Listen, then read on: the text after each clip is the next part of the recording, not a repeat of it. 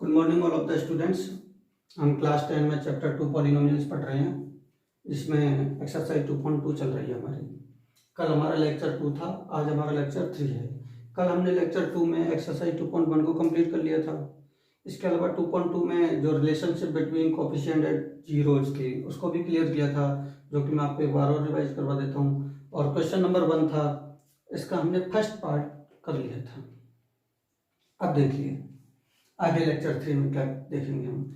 कल मैंने आपको जो रिलेशनशिप बताई थी उसमें sum of zeros alpha plus beta से आपका परिचय हो गया था कल। ये आपके दो नए फ्रेंड हैं, आपको इनको साथ रखना है। तो वो था माइनस का बी अपॉन ए, तो मैंने यहाँ पर लिख दिया था माइनस का बी अपॉन ए। फिर मैंने लिखा था बी क्या था, कोफिशिएंट ऑफ एक्स, लेकिन मैं माइनस का सिंबल लगाना भूल गया, तो आप यहाँ पर माइनस का सिंबल एक लगा लेना। कल जहाँ पर मैंने ये फॉर्मूला लिखा है उसके आगे ये माइनस का सिंबल नहीं लगाया है, तो आप लोग लगा लोगे इसको। Coefficient of x upon coefficient of x square, और जो प्रोडक्ट होता है जीरोज का वो alpha into beta is equal to c upon a, जो होता है constant term upon coefficient of x square. तो sum of zeros alpha plus beta is equal to minus का b upon a, product of zeros alpha into beta is equal to c upon a. ये दो फॉर्मूले हैं, इनको आप याद रख लोगे। अब हमारा जो क्वेश्चन नंबर 2 एक्सरसाइज 2.2 का जो क्वेश्चन नंबर 1 है उसमें हमें सबसे पहले पार्ट में तो पूछा है कि जीरोज फाइंड आउट कीजिएगा। फिर जो हमारे क्वाड्रेटिक पॉलिनोमियल्स दिए हैं उनमें जो रिलेशनशिप है between the zeros and coefficient, इसको आपको वेरीफाई करना है। तो मैंने फर्स्ट से लेके 6 पार्ट तक लिख दिए हैं। फर्स्ट पार्ट हम कर चुके हैं, अब हम second, third, fourth, fifth and 6 part को देखेंगे। तो अब सबसे पहले हम ले लेते हैं फोर्थ पार्ट, सेकंड पार्ट को। देखो सेकंड पार्ट क्या है। सेकंड पार्ट है 4s square minus 4s plus 1। ये हमारा सेकंड पार्ट है, और बाकी के पार्ट्स को मैं मिटा देता हूं।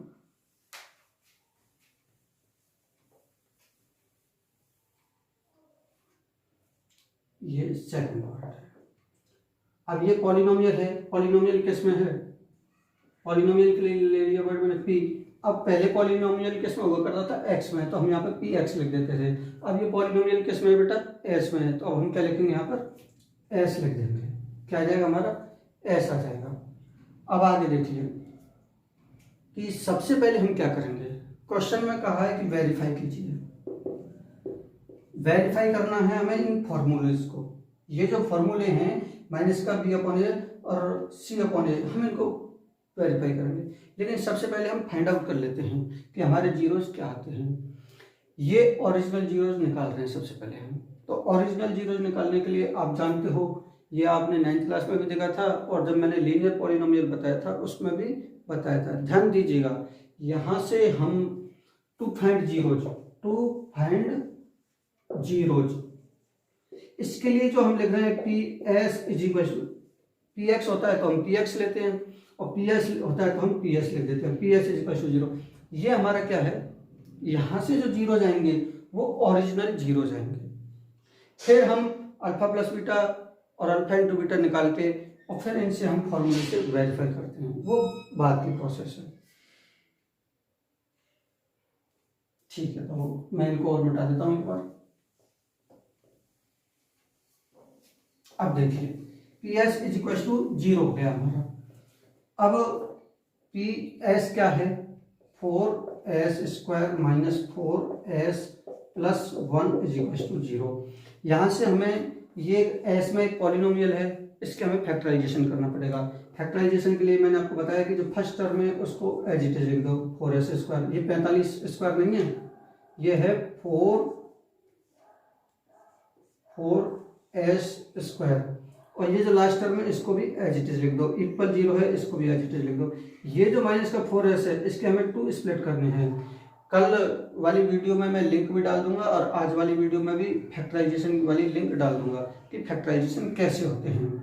और आप यहाँ पे भी समझो, और जो मैंने फैक्टराइजेशन के 4 क्वेश्चन बताए हैं आप उन क्वेश्चन को भी समझो, तब जाके आपको फैक्टराइजेशन अच्छे ढंग से समझ में आएगा। हमें निकालना है किसका? 4s के माइनस का 4s है ना, ये जो माइनस का 4s है इसके 2 स्प्लिट करने हैं।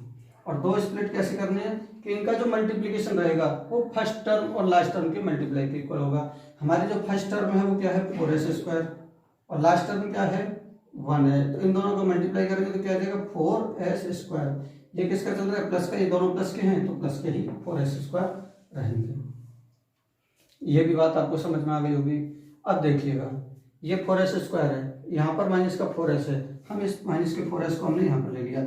इसके हमें दो पार्ट करने हैं, दो पार्ट ऐसे हिसाब से करने हैं कि माइनस का 4s बना रहे लेकिन दोनों का मल्टीप्लाई क्या है प्लस का 4s²।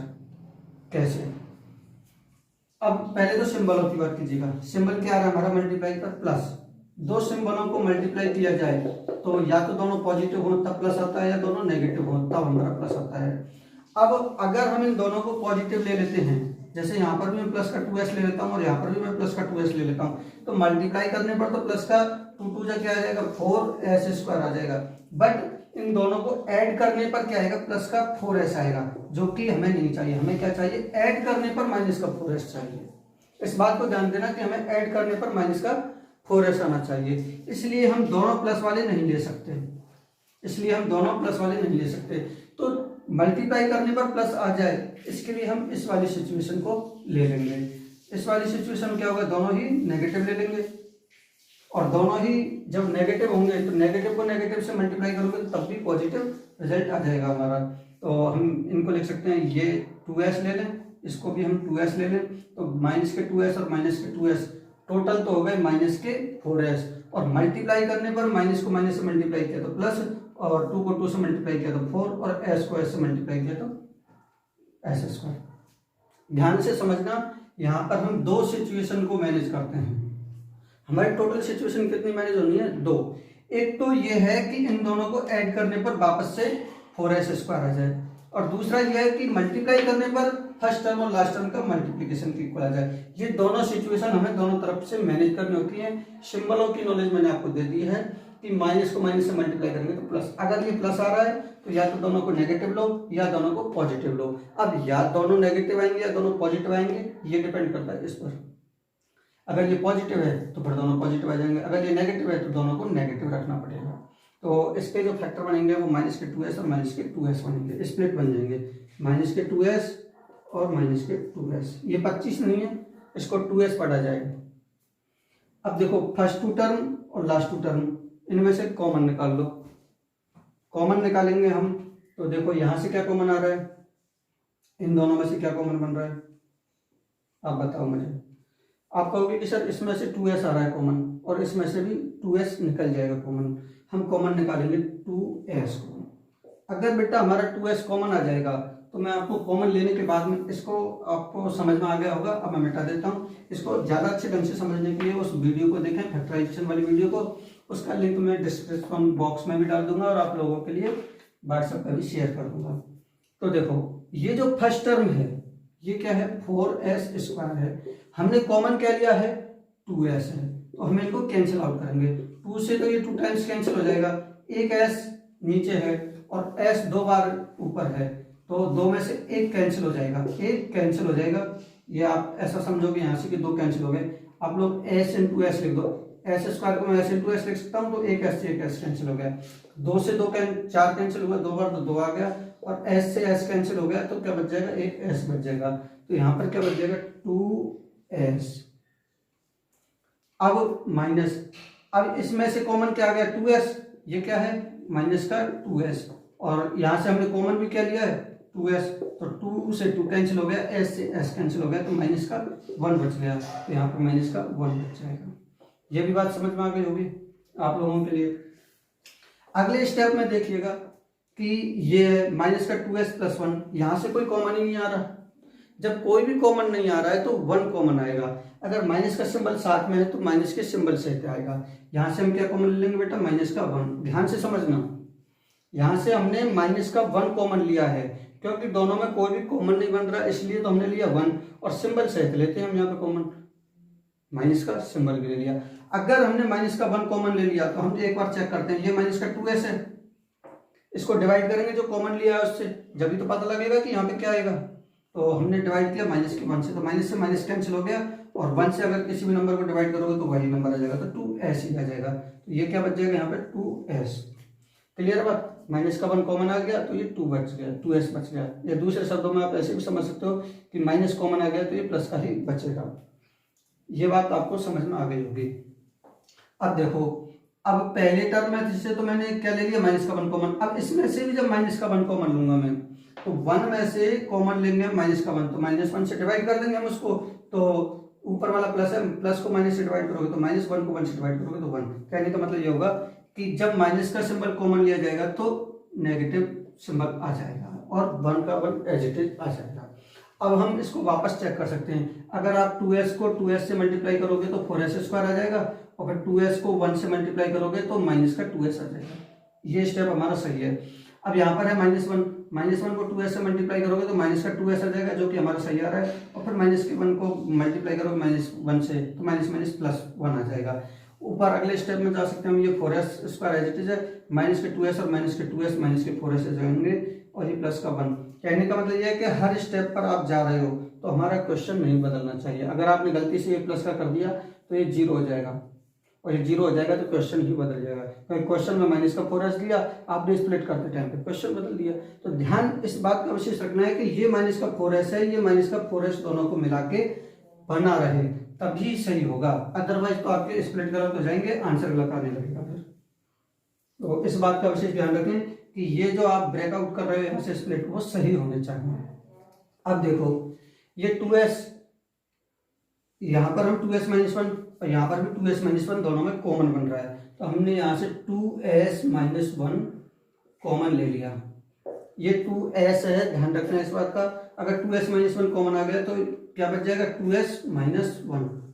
यहाँ से कॉमन आ गया 2s - 1 तो ये भी बच गया 2s, और यहाँ से भी 2s - 1 ये वाला फैक्टर कॉमन चला गया तो माइनस का 1 बच जाएगा। इक्वल 0 हमारा चल ही रहा है, तो कहने का मतलब ये हुआ कि हमने इस पॉलिनोमियल्स जो दिया गया पॉलिनोमियल्स है उसके जीरोज फाइंड आउट करने के लिए PS को 0 के इक्वल रख दिया, और 0 के इक्वल करने के बाद हमने इनका फैक्टराइजेशन किया तो हमारे पास 2 फैक्टर आ गए। अब 2 फैक्टर आ गए तो हम यहां से कह सकते हैं कि आइदर 2s - 1 = 0, और दोनों सेम हैं, 2s - 1 = 0। और यहां से 2s = ये 1 इधर चला जाएगा तो ये प्लस का हो जाएगा, और s = 1/2 यहां पर क्या आएगा, और वही बात है कि 2s = 1 और s = 1/2। एक को नाम दे देते हैं हम अल्फा। अल्फा की वैल्यू कितनी आ गई, 1/2, और बीटा की वैल्यू कितनी आ गई, दूसरा जीरो क्या आ गया हमारा 1/2। तो इसके लिए जो 2 जीरो है 1/2 अल्फा, और बीटा की वैल्यू 1/2, हमारे पास 2 जीरो आ गए हैं जो कि हमारे ओरिजिनल जीरोज हैं। ध्यान रखना, ओरिजिनल जीरोज इसलिए है क्योंकि हमने डायरेक्टली ही फाइंड आउट किए हैं। Alpha 1/2 and beta 1/2। क्लियर होगी यहाँ तक की बात, सबको समझ में आ गई होगी। अब देखिएगा आगे, इसको मैं मिटा देता हूं, आप लोगों ने लिख लिया होगा। अब हम इसका स्टैंडर्ड फॉर्म से कंपैरिजन कराएंगे। अगर कंपैरिजन कराएंगे तो आप लोग लिख लिए नाउ। अब ये PS = 4s² - 4s + 1 है। यहाँ से आप लोग देख सकते हो a की वैल्यू कितनी है, या फिर पहले हमने इनका सम और मल्टीप्लिकेशन तो निकाला ही नहीं, पहले हम सम और मल्टीप्लिकेशन निकाल लेते हैं। तो देखो, सम of zeros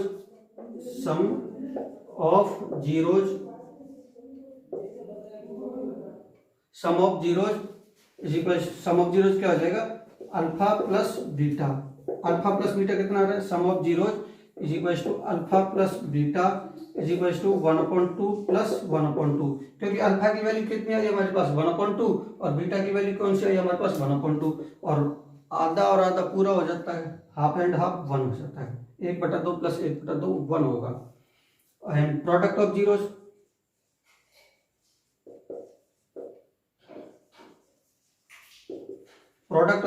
alpha into beta होगा।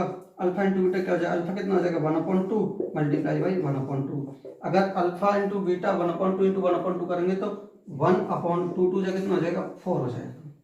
तो मैं साइड में यहाँ पर लिख लेता हूँ आप लोगों के लिए कि अल्फा प्लस बीटा = कितना आया हमारा 1, and alpha into beta is equal to कितना आ गया हमारा 1/4। दोनों का जीरोज का जो सम है वो तो बना गया और प्रोडक्ट कितना आ गया 1/4, जो कि ओरिजिनल है। ओरिजिनल क्यों है? ओरिजिनल इसलिए क्योंकि हमने जो प्रोसेस होती है जीरोज फाइंड आउट करने की उससे हमने फाइंड आउट किया है, इसलिए ये ओरिजिनल है। तो ये बात भी समझ में आ गई होगी आपको। अब मैं इन सबको मिटा देता हूं। ये हमारे पास ओरिजिनल जीरोज आए हैं। अब हमारा जो फॉर्मूला है उससे क्या आते हैं हमारे जीरोज? फॉर्मूले से तो आप देखिएगा now A is equal to कितना आ रहा है यहाँ से 4, बी इज इक्वल टू कितना आ रहा है यहाँ से -4, डी इज इक्वल टू कितना आ रहा है -4 and C is equal to कितना आ रहा है 1। सी की वैल्यू कितनी आ गई 1। Sum of zeros, sum of zeros क्या आ जाएगा alpha plus beta. Alpha plus beta का फॉर्मूला क्या था माइनस का बी अपॉन ए। जो माइनस का बी अपॉन ए है तो माइनस का सिंबल है तो पहले हम माइनस का सिंबल लिखेंगे, फिर बी कितना है -4, तो ब्रैकेट लगा के क्या आ जाएगा -4। भाई जब ये दूसरा माइनस आएगा तो ये ब्रैकेट में चला जाएगा। अपॉन ए कितना आ रहा है हमारा 4 आ रहा है, तो हम क्या लिख देंगे 4 लिख देंगे। यहाँ पर आप देखोगे माइनस को माइनस से मल्टीप्लाई करोगे प्लस का 4 आ जाएगा और नीचे क्या बच जाएगा 4 बच जाएगा और 4 से 4 कैंसिल हो जाएगा तो प्लस का 1। यानी कि हमारे जो फॉर्मूले से आ रहे हैं वो +1 और ओरिजिनलिटी में हमारा कितना आया था +1। Sum of zero alpha plus beta verify हो गया, दोनों मैच कर गए, सही है हमारा। फिर आएगा प्रोडक्ट ऑफ जीरोस।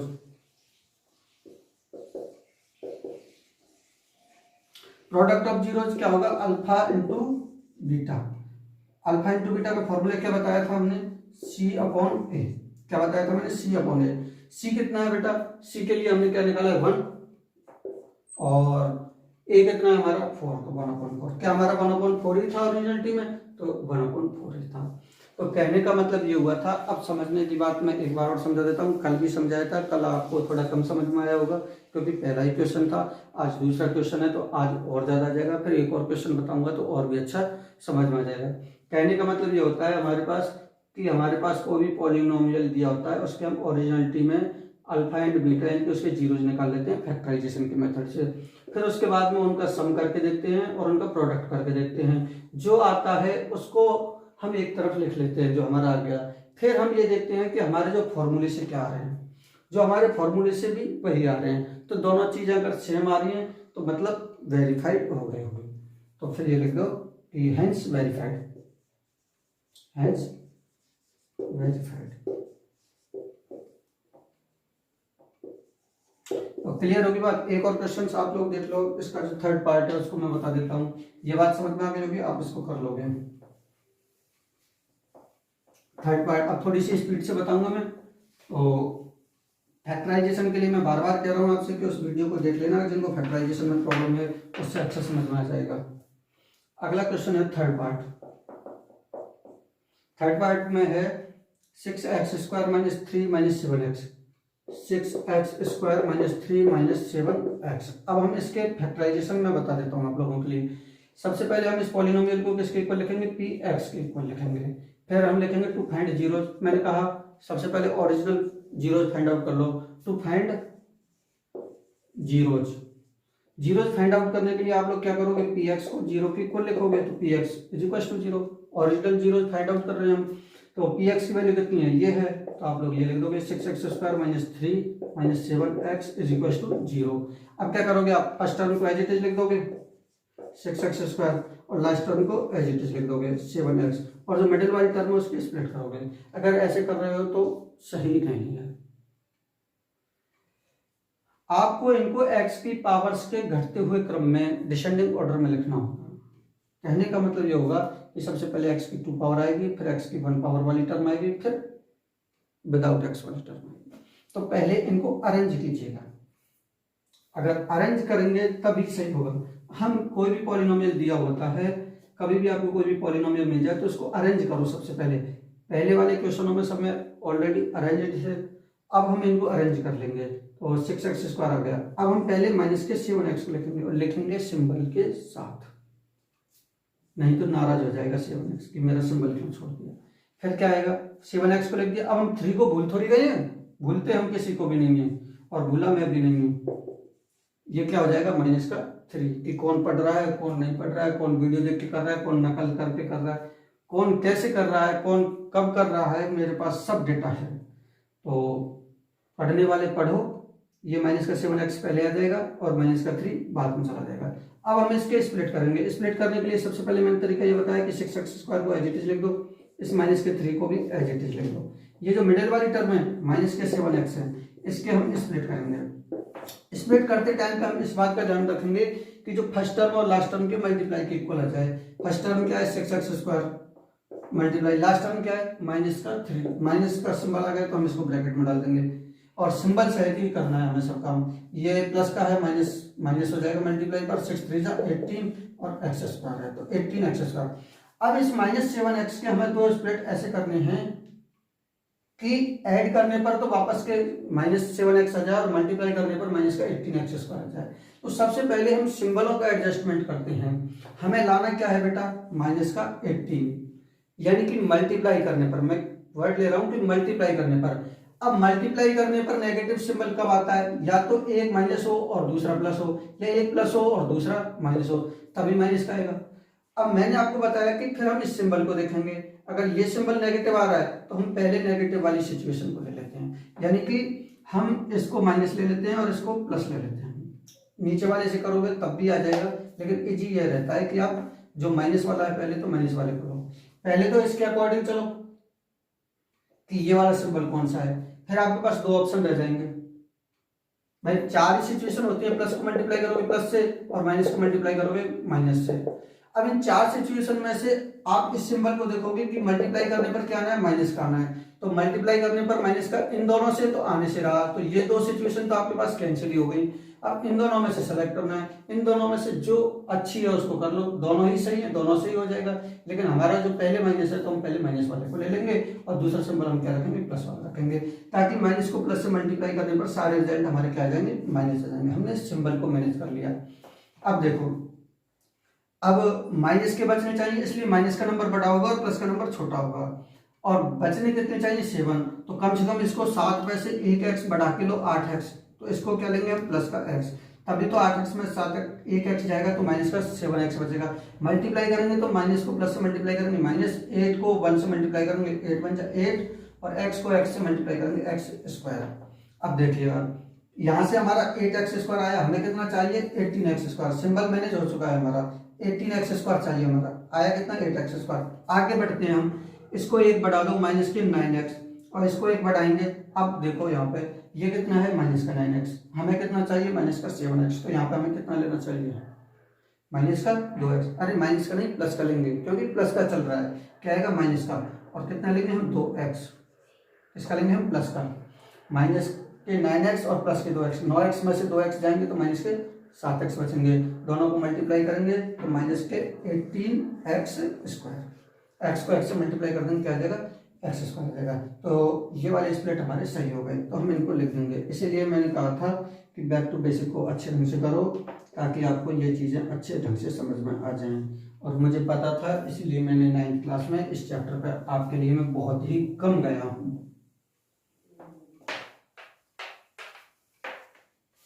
देखो यहाँ से आप लोग देख सकते हो कि ये 6x² है, ये 9x है, दोनों में से कॉमन 6 और 9 में से कॉमन क्या बन रहा है हमारा 3, 6 और 9 में से कॉमन क्या बन जाएगा 3, x² और x में से क्या कॉमन बन जाएगा x कॉमन बन जाएगा। जब हम 6x² में से 3x कॉमन ले लेंगे तो 6x² में से हमने कॉमन क्या लिया 3x, जो कॉमन लिया उससे डिवाइड कर दो, जिससे आपको ये पता लग जाएगा कि यहाँ पे क्या आएगा। तो देखो इस 6x² को 6 × x लिख सकता हूँ मैं, और ये कितना हो जाएगा 3 × x, 3 से 2 टाइम्स कैंसिल हो जाएगा, 1x से 1x कैंसिल हो जाएगा, ऊपर क्या बच रहा है 2 और ये क्या बच रहा है x, तो यहाँ पर हमारा बचने वाला नंबर क्या होगा 2x, फिर माइनस का सिंबल है तो माइनस का जाएगा। आगे क्या बचेगा देखो 3 3 जा 9 हो जाएगा और x बाहर आ गया। अब यहाँ पर कोई कॉमन नहीं बच रहा है और ये प्लस का है तो हम प्लस का 1 ही कॉमन ले लेंगे, जब कोई भी कॉमन नहीं आएगा तो हम +1 या -1 लेंगे।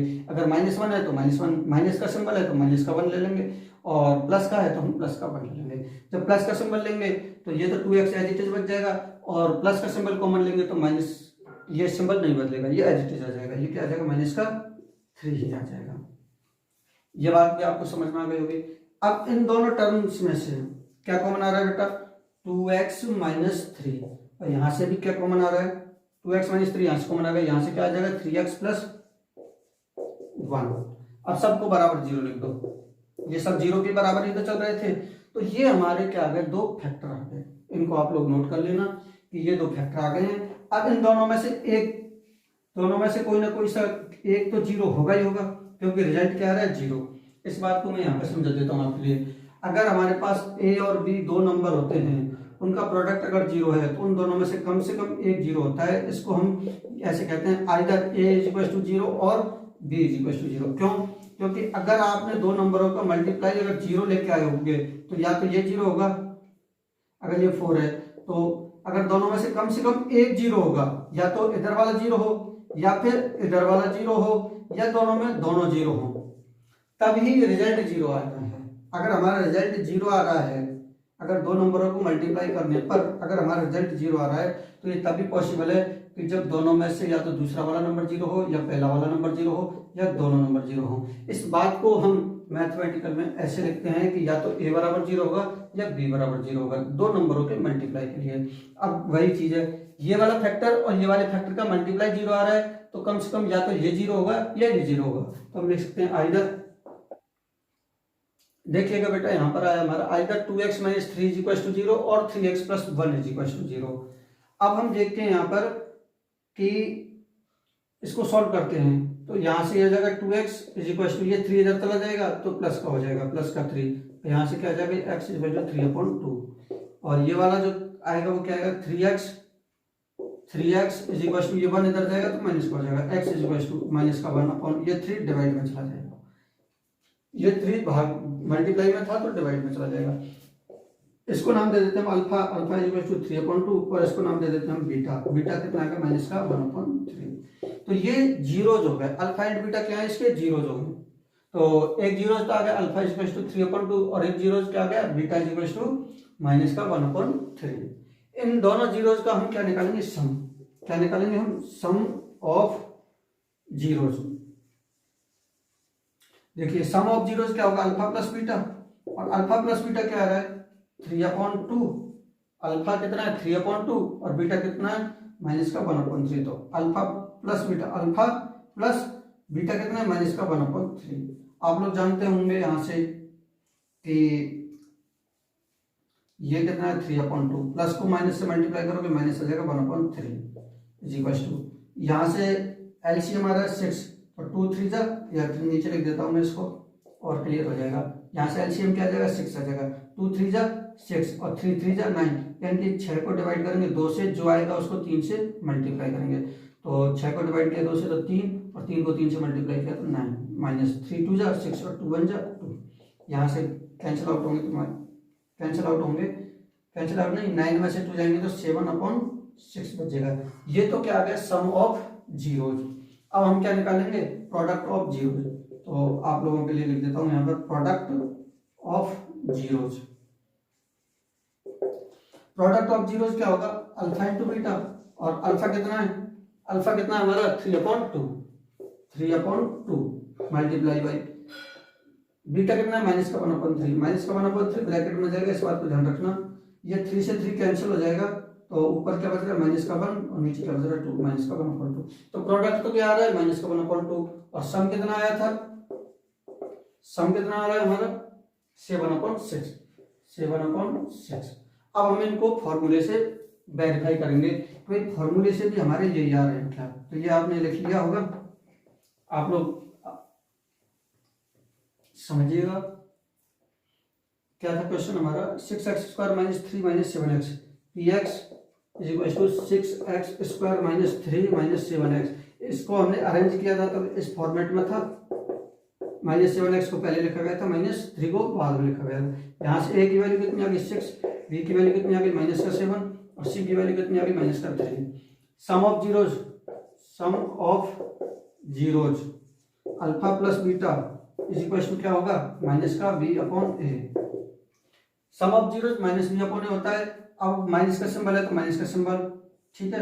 अब b कितना है -7, तो -7, 2 सिंबल एक साथ नहीं रह सकते, तो ये ब्रैकेट में चला जाएगा। a कितना है 6 है, और माइनस को माइनस से मल्टीप्लाई करोगे तो प्लस, और 7 प्लस का 7 हो जाएगा, नीचे कितना होगा 6। तो सम ऑफ जीरोज हमारा क्या आ रहा है बेटा, फॉर्मूले से भी प्लस का 7/6। ओरिजिनलिटी में हमारे जीरो जो हमने निकाले थे अल्फा और बीटा, उनको हमने जोड़ के देखा था, वो भी 7/6 आया। और हमारा जो फॉर्मूला था उस फॉर्मूला माइनस का b/a, उससे भी हमारा प्लस का 7/6 आ रहा था। कहने का मतलब दोनों सेम आ गए, इसका मतलब हमने वेरीफाई कर दिया। आगे जो भी बात समझ, हमें एक तरफ तो वहां से निकालना है फॉर डायरेक्ट मेथड से, जहां से हम फैक्टराइजेशन से निकाल रहे हैं, दूसरी तरफ हम फॉर्मूले से निकालेंगे, दोनों सेम आ गए, वेरीफाई हो गए। यही करना है, समझने वाली बात ये है। अब आपको और भी ज्यादा समझ में आने लग गया होगा। सम ऑफ जीरोज के बाद में product of zeros. Product of zeros क्या होगा, आप लोग मुझे बता सकते हो। अब तो आप लोग खुद ही कर दोगे, यहाँ से C/A होगा, और C/A क्या होगा, C कितना है हमारा -3, C कितना है -3 अपॉन A कितना है 6 है, -3/6 है। अब ये नहीं आ रहा है, आपको ऐसा लग रहा है कि ये नहीं आ रहा होगा, क्योंकि ये तो -3/6 है और ये कितना है -1/2। इसको कैंसिल आउट करोगे, कितने से कैंसिल हो रहा है ये 3 से। 3 से अगर इसको डिवाइड करोगे तो -1, 3 से इसको कैंसिल करोगे तो 3 × 3, और 3 से कितने टाइम्स कैंसिल होगा 2 टाइम्स।